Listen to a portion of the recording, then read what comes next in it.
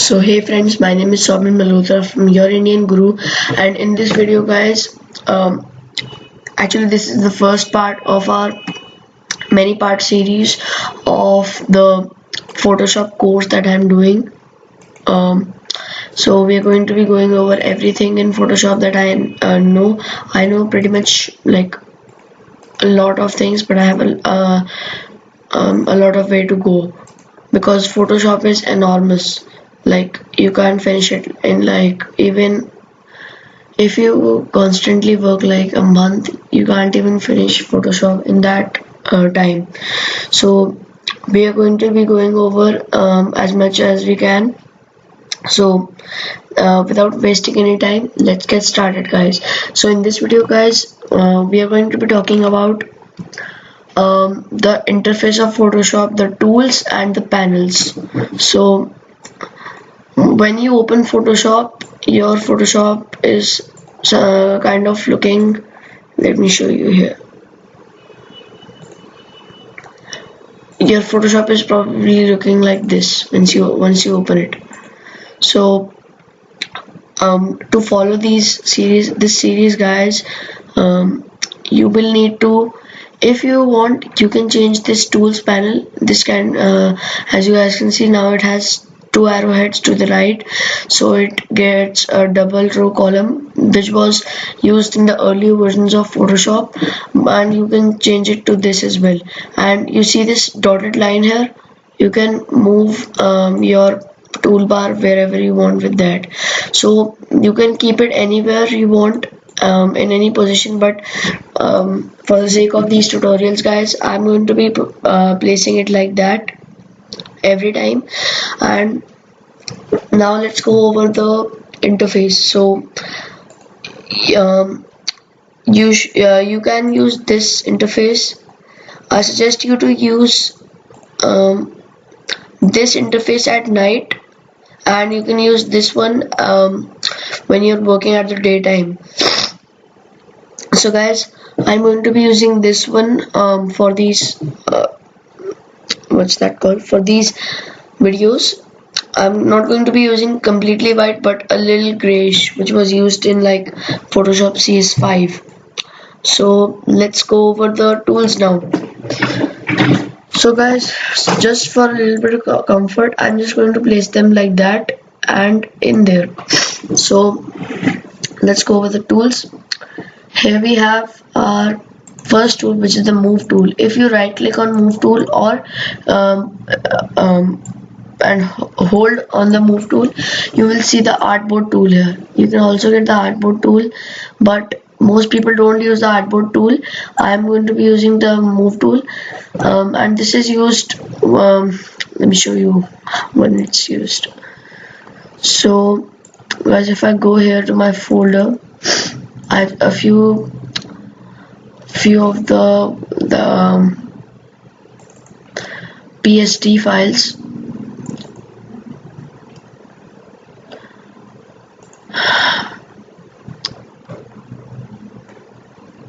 So like this one.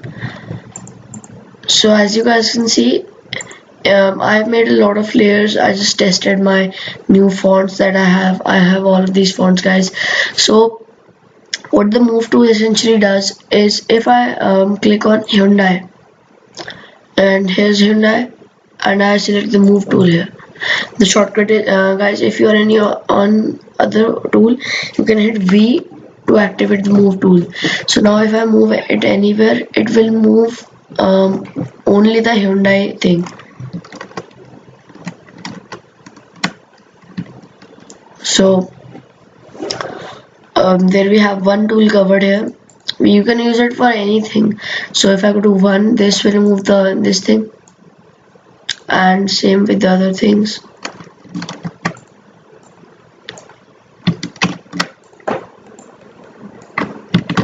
So as you guys can see, I'm moving every single thing here to show all of you guys how it works. And find the background. Now you cannot move the background until and unless you open this lock. This lock can be opened by three ways. One is clicking on the lock, It is one of the ways. Now another way is double clicking on it and giving it a name, and the third way is dragging the lock to the dustbin. So now it gets like that. I'm going to keep it like that only.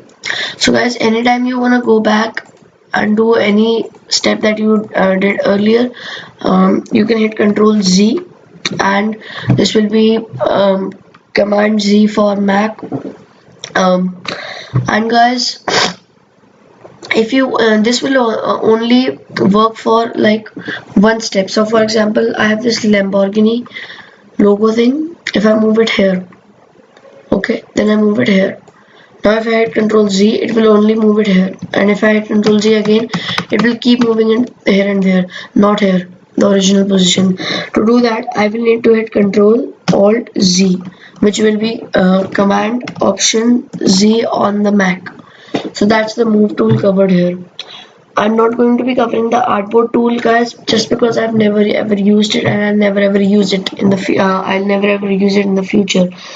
So let's move on to the next tool. It's the rectangular marquee tool. Here are 4 marquee tools: rectangular, elliptical, single row, single column.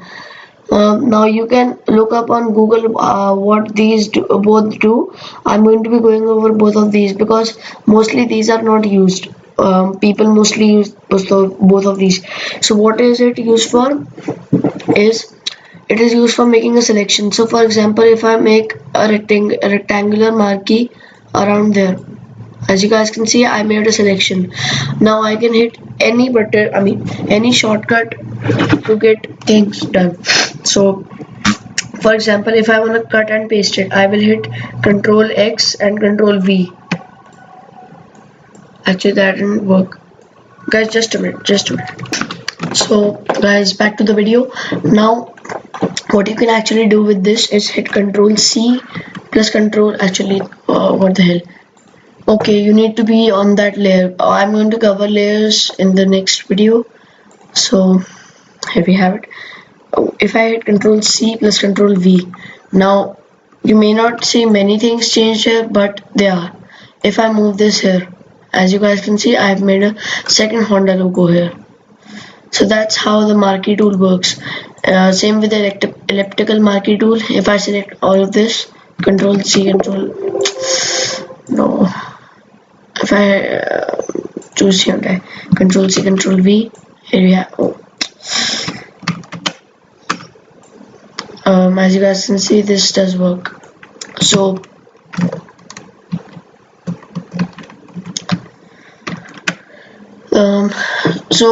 if you want to, this is a rectangular marquee tool. If you want to make a square, perfect square, then what you do, you hit Shift and then make it. So now it's going to make a perfect square here. This is a perfect square. And same for the circle. If you go to the elliptical one, hit Shift and it will make a perfect, hit Shift, do this, erase the mouse and erase that. So as you guys can see, that made a perfect circle here. So those are the marquee tools. Next is the lasso tool.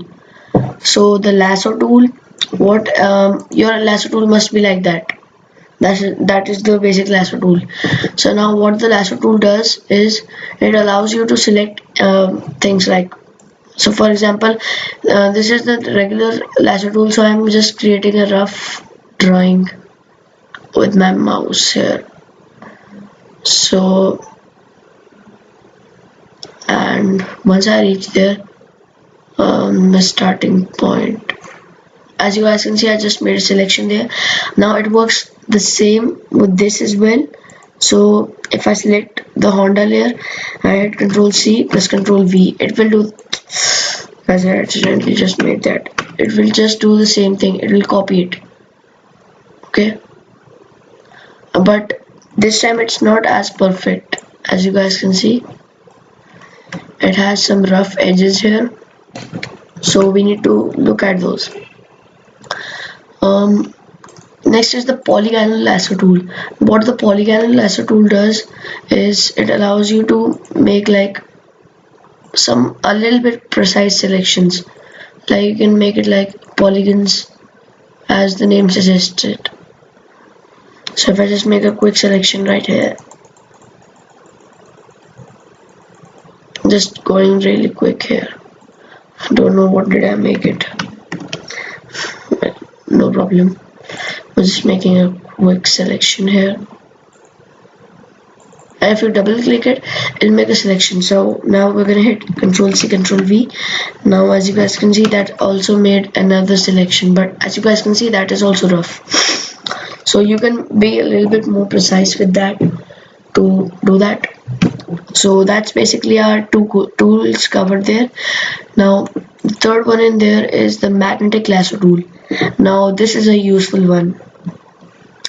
What it does is you have to show the correct path to it and it will move correctly. So you click once and you show it the correct path, and I'm not holding the mouse button right now guys, it's moving itself. So I'm just dictating it the correct path along which we have to move. You just have to show it the correct path, and even if you show it a little bit approximately, it will get it quite bit right. So as you guys can see, we made that. And if you want to add or remove some more selections, you can hit shift, and as you guys can see, it has a plus there. Now you can add like that.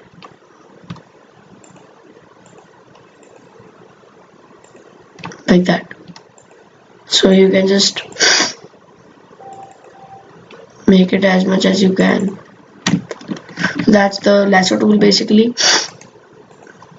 Next is guys, the top 3 on 4 are the selection tools. So I'm going to be going over the selection tools now and the crop tool as well. So let's go to the quick selection tool here. Now it is as the name suggests it. It selects things quickly. So let's go to open, and I'm quickly going to open an image here.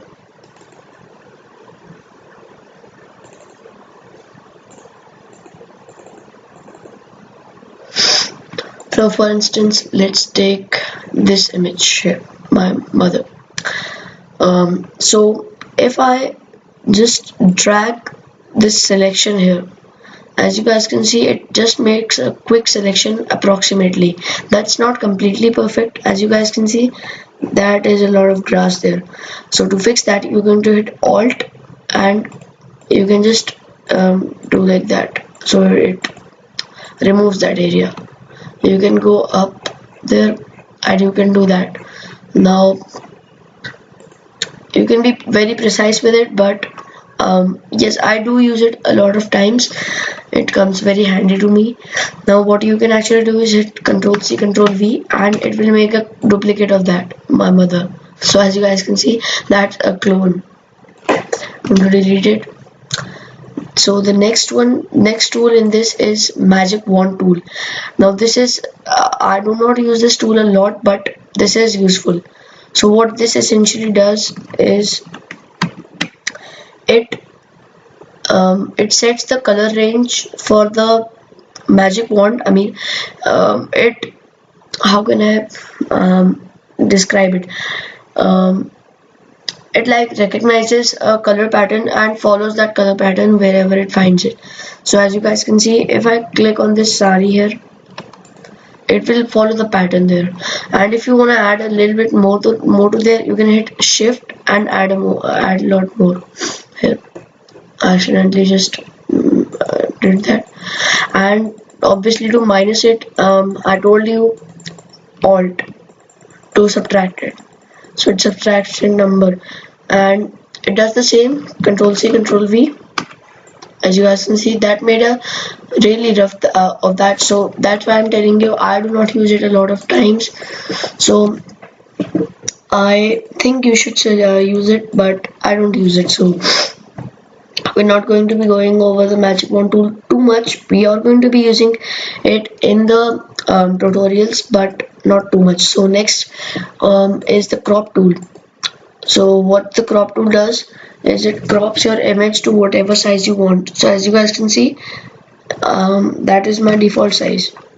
Now if I hit, actually not hit, if I just do this and I only want to select my mother here, I can decrease it from here, and from here. So as you guys can see, like that. And if I hit the tick mark or enter, it just crops it like that. And I do not like that. I'm just going to hit Ctrl Z. And what you can actually do, guys, is you can hit Shift and crop it like that. And if you want some extra space in your image, you can actually use this tool for adding extra parts. As you guys can see, that added a white part to the white. So if I hit the check mark, it now has borders. So guys, if you may wonder that what are you doing, Swamil, how can you zoom in and out without the zoom tool, and how can you do it? So basically what I do is hit Alt and I move the mouse wheel. You can actually hit Control or Command on Mac. And just a minute, guys. Hi, back to the video, guys. So as I told you, you can use that, and I use Alt plus the mouse button, and you can hit Command or Control and the minus and plus keys here to zoom in and out. So the next tool in our series is the perspective crop tool. Now this I do use sometimes, but not a lot of times. It does help a lot of in a lot of situations, but I mostly do not like to use it.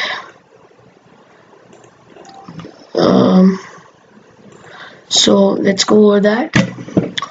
Now what I'm going to do is set two corners here, from there to there. And now I can change the perspective of this image by simply just doing that. I can change the perspective to that. As you guys can see, that's a little bit bumped out. So if I hit Ctrl Z, you can see the difference. It's bumped out now, and that's basically the perspective tool. You can use it anytime. So guys, I'm not going to be going over slice tool and slice select tool because no one ever uses it. So guys, that's basically it for this video. I'm going to be meeting you in the next part of this video series. So till then, bye guys.